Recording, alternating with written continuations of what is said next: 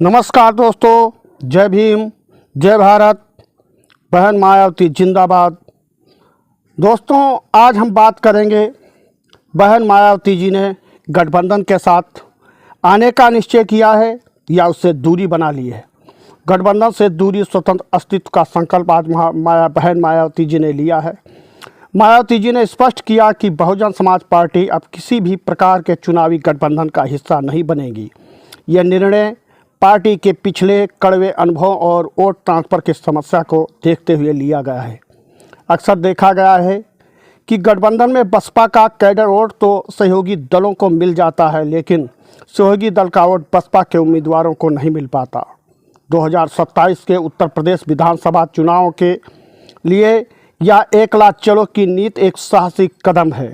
मायावती का मानना है कि गठबंधन करने से पार्टी की वैचारिक शुद्धता और कैडर का मनोबल प्रभावित होता है।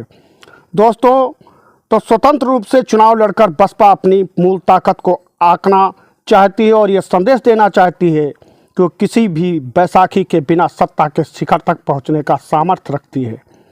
2027 में पूर्ण बहुमत की सरकार का लक्ष्य बहन मायावती जी ने बनाया है।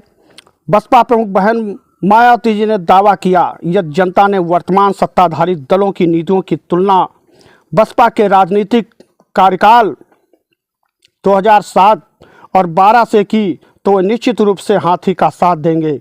उनका लक्ष्य केवल कुछ सीटें जीतना नहीं बल्कि 2007 की तर्ज पर पूर्ण बहुमत की सरकार बनाना है।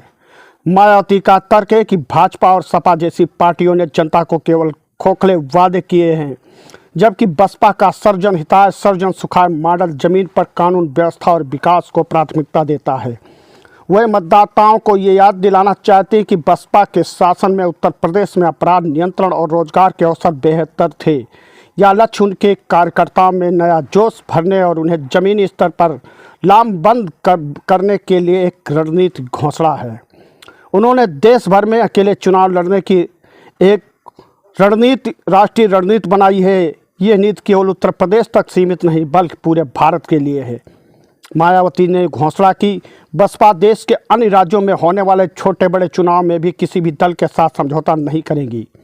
इस निर्णय के पीछे मुख्य उद्देश्य पार्टी की राष्ट्रीय पहचान और अम्बेडकरवादी विचारधारा को स्पष्ट करना है। क्षेत्रीय दलों के साथ गठबंधन करने से अक्सर बसपा की छवि एक सहायक दल की बन जाती थी, जिसे मायावती अब समाप्त करना चाहती हैं।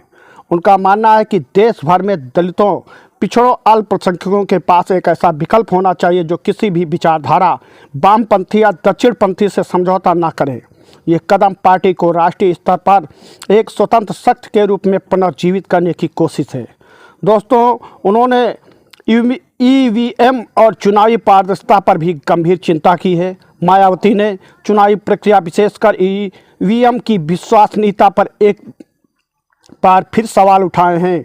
उनका कहना है कि यह चुनाव निष्पक्ष और धांधली मुक्त नहीं होते तो जनता का वास्तविक जनादेश सामने नहीं आ पाता। उन्होंने आशंका जताई कि चुनावी मशीनों में छेड़छाड़ या प्रशासनिक दुरुपयोग के कारण बसपा जैसी जमीनी पार्टियों को नुकसान उठाना पड़ता है। ये चिंता केवल हार का बहाना नहीं बल्कि चुनाव आयोग पर दबाव बनाने और अपने कार्यकर्ता को मतदान के लिए बूथ सुरक्षा के लिए सचेत करने की एक रणनीति भी है। उन्होंने स्पष्ट किया कि निष्पक्ष चुनाव लोकतंत्र की पहली शर्त है और अगर इसमें पारदर्शिता नहीं रही तो जनता का विश्वास लोकतांत्रिक प्रणाली से उठ जाएगा। उन्होंने अगला कदम सर्वजन हिताय समाज के सभी वर्गों का समावेश के लिए कहा कि बिना गठबंधन के चुनाव लड़ने के बावजूद मायावती ने अपनी सर्वजन वाली छवि को बरकरार रखने का आश्वासन दिया है।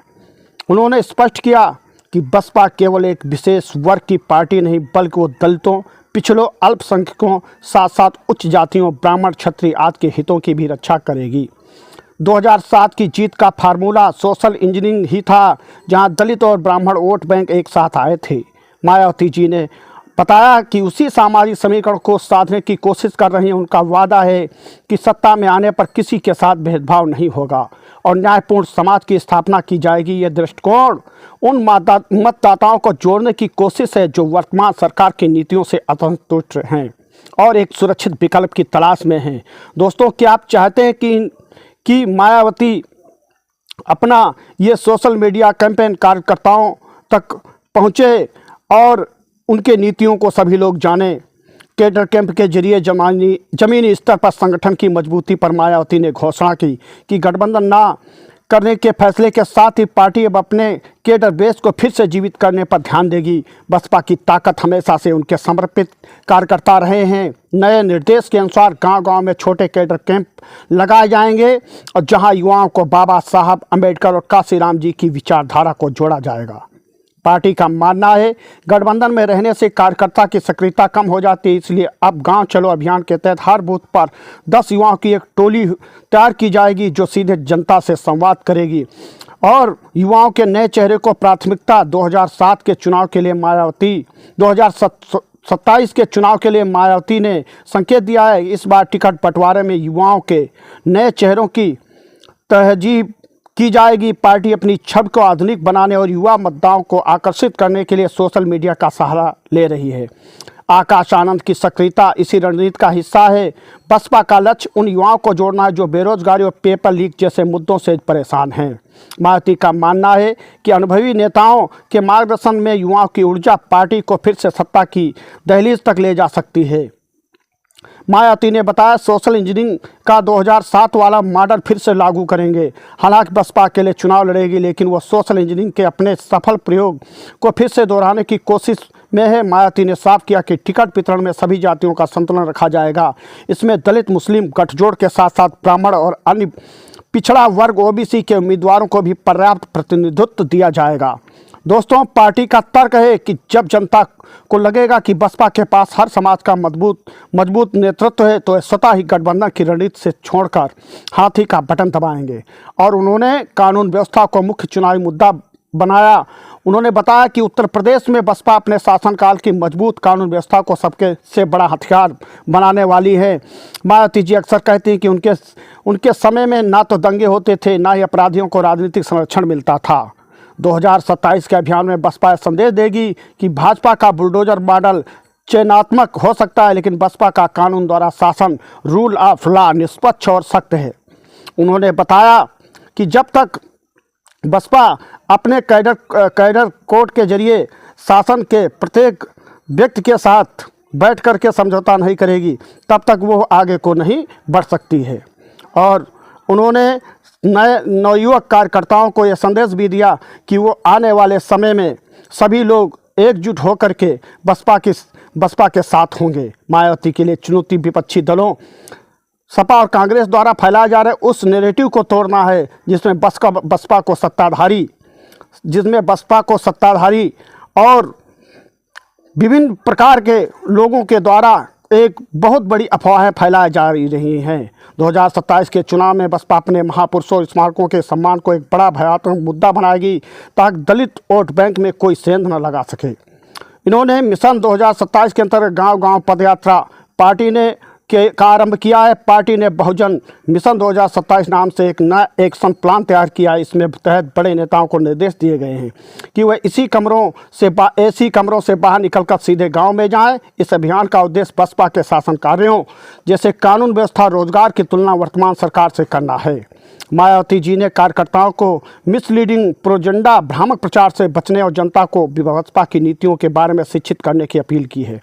सर्वजन हिताय के साथ आर्थिक न्याय का वादा किया है। बिना किसी पूंजीपति या उद्योगपति के समर्थन में चुनाव लड़ने का दावा करते हुए मायावती जी ने कहा कि बसपा की सरकार आर्थिक मुक्त पर ध्यान केंद्रित करेगी।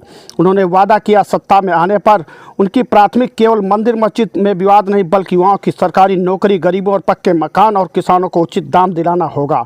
उन्होंने जोर दिया कि बसपा की सरकार में किसी भी समुदाय के धार्मिक स्थलों को नुकसान नहीं पहुंचाएगा जो उनकी शांति और व्यवस्था वाली छवि को पुख्ता करता है। उन्होंने बताया कि कांग्रेस पर तीखा प्रहार किया और कहा उन पर नाम बदलने की राजनीति का आरोप लगाया। उन्होंने कहा कि विपक्षी दल केवल दलित वोट बैंक के लिए बसपा संस्थापक काशीराम जी के नाम का उपयोग कर रहे हैं लेकिन उनकी विचारधारा का पालन नहीं करते। 2027 के चुनाव में बसपा अपने महापुरुषों और स्मारकों के सम्मान का एक बड़ा भयानक मुद्दा बनाएगी ताकि दलित वोट बैंक में कोई सेंध ना लगा सके। दोस्तों, मैं आप लोगों से निवेदन करता हूं कि आने वाले चुनाव में बाबा साहब बहन मायावती के विचारों को आगे बढ़ाने की पूरी ताकत करें जिससे आने वाले समय में बसपा की सरकार बन सके। क्या आप लोग चाहते हैं कि बहन मायावती जी अगली प्रधानमंत्री बने? यदि आप चाहते हैं तो कमेंट बॉक्स में अपनी राय जरूर दें। जय हिंद, जय भारत, जय भीम। बहन मायावती जिंदाबाद। मिलते हैं आपको अगली खबर के साथ, तब तक हमारे साथ बने रहिए। हमारे वीडियो को ज़्यादा से ज़्यादा लाइक शेयर करें। धन्यवाद।